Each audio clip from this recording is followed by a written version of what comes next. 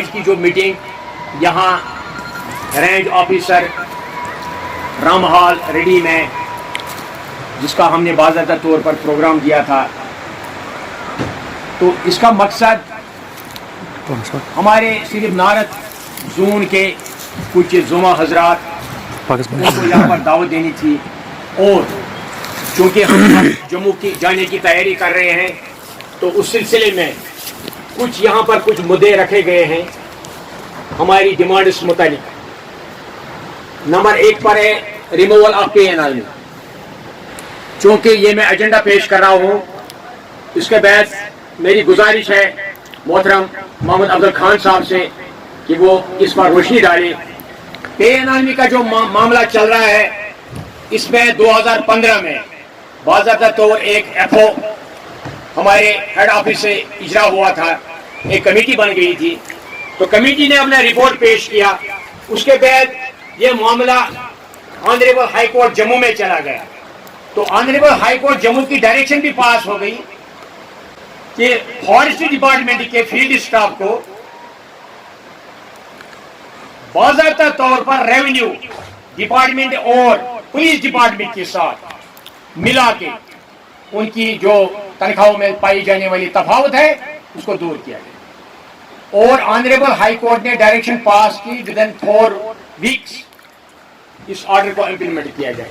لیکن بدقسمتی یہ ہے کہ 2016 سے آج تک ہم ڈنڈولا بجاتے آئے ہیں، لیکن ہمارے آفیسر جو ہیں خاص طور سے فائنانس ڈپارٹمنٹ، حالانکہ پچھلے سال فائنانس ڈپارٹمنٹ والوں نے ایک فارمیٹ ہمیں بھیجا ہمارے ڈپارٹمنٹ کو کہ اس طرز پر ہمیں یہ آپ اپنا ڈاٹا بنا کے بھیجو regarding removal of pay N army, وہ ہم نے بنا کے بھیج دیا۔ اس میں ہم پرنسپل چیف کنزرویٹر جناب ڈاکٹر موہت گیرا صاحب کے کافی مشکور ہیں، ساتھ میں ہمارے ڈپٹی سیکریٹری جو اس وقت ہیں دیپک فونزک صاحب اس کے بھی مشکور ہیں، ہمارے چیف کنزرویٹر کشمیر جو ہیں پی ربی کمار صاحب، اس میں بڑی محنت کی اور ہم نے وہ پرپوزل فائنانس ڈپارٹمنٹ کو بھیج دیا۔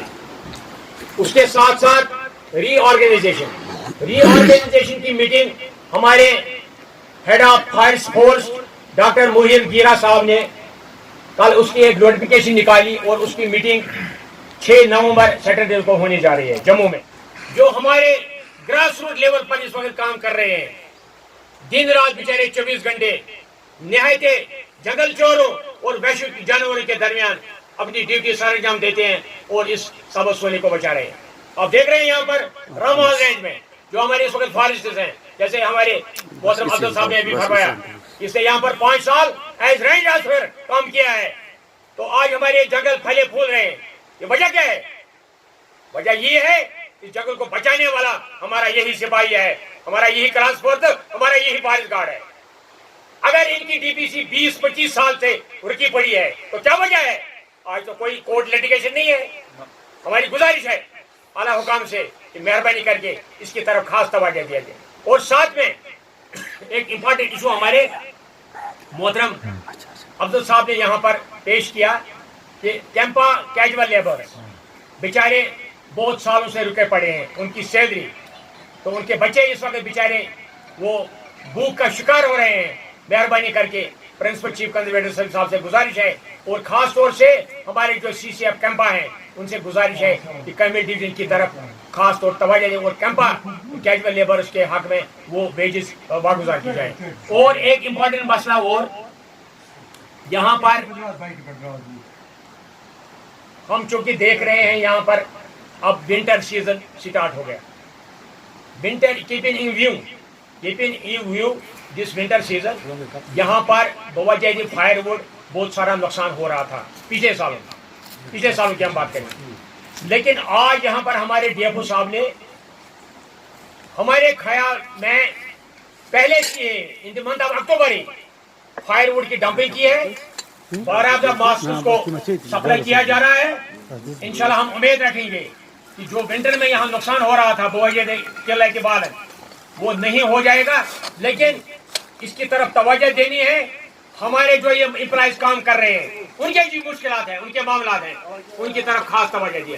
ہمارے یہاں پر یہ کچھ کنسلٹیٹو स्वीपर्स हैं, तो साल साल उनका मसला भी रेगुलराइजेशन के लिए पड़ा है। इस वक्त फाइल वहां पर हमारे सेक्रेटरीट में पड़ी हुई है। गुजारिश करना चाहते हैं अपने प्रिंसिपल चीफ कंजर्वेटर जनाब डॉक्टर मोहित गिरा साहब से, जो बहुत ही अच्छा काम कर रहे हैं। आज उसने इस डिपार्टमेंट को आज पिछले 2-4 सालों से एक मॉडल बनाया है। हालांकि जब उसने टेक ओवर किया, हमारे नजीर साहब और मैं, गुलाम नबी वार साहब, गुलाम नबी कलम साहब, मौलवी गुलबा साहब, उस वक्त जब उन्होंने टेक ओवर किया, उन्होंने हमें एश्योर किया कि ये हम अपने डिपार्टमेंट को इंशाल्लाह एक मॉडल की तरफ पेश करेंगे, और इंशाल्लाह वो काम हो रहा है। लेकिन कोई ऐसे मसले हैं कुछ पेंडिंग, खास तौर से क्लास 4 डीपीसी, मेहरबानी करके रीऑर्गेनाइजेशन का मसला भी आ गया, रिमूवल ऑफ पे इनामी का मामला भी आ गया। हमारा यही है कि हम जिस चीज़ का मुआवजा लेते हैं, हम अगर 16 आने नहीं तो 14 आने वो काम बराबर करें बगैर नफज दरमियान, क्योंकि उसके लिए हमें तनख्वाह मिलती है माशाअल्लाह। ये एक बहुत बड़ा रेवेन्यू जनरेट करने वाला महकमा है। इसमें जनाब प्रेसिडेंट साहब ने जो 8 नुकात सामने रखे, ये तस्लीम शुदा है, ये कोर्ट से भी इसमें डायरेक्शंस हैं, लेकिन ये हल तलब है माशाअल्लाह। इस वक्त वो पुराना दौर नहीं है। हमारे जितने भी ऑफिसर्स हैं वो बड़ी बड़ी डिग्रियों वाले हैं, वो बिला लिहाज मजहब व मिलत बिला किसी तफरके के काम करते हैं, हम उनको अप्रिशिएट करते हैं।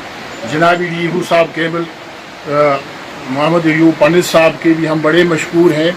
जब से उन्होंने डिवीज़न का चार्ज संभाला, मेरे हाल में यहाँ 90% टॉलरेंस है, कोई डैमेज किसी पास नहीं है, क्योंकि I am my self A timber dealer. मैं खुद करता हूँ इम्पोर्टेड टिम्बर का काम, और लोग बड़ी इज्जत से बड़ी शांति से वो लकड़ लेते हैं, वो उनको सस्ती भी पड़ती है और वो बिल्कुल तैयार होती है ऑनवर्ड, उस पर उनको खर्चा कम है। लिहाजा वो पुराना ज़माना नहीं है कि संभलिंग हो जाए, कुछ नहीं होता है। अलबत्ता कुछ बालन के लिए लोग सर्दियों का करते होंगे, this is their fundamental right. इसमें है महाराजा साहब के वक्त से भी इनका हक, जो डेड फॉलन वगैरह नीचे पड़ा वो शुरा होगा तो लेने ही लेना है तारोज़ क़यामत। और ये कहना बिल्कुल गलत है कि हमारे जंगलात ख़त्म हो रहे हैं, हमारे जंगलात फूल फल रहे हैं।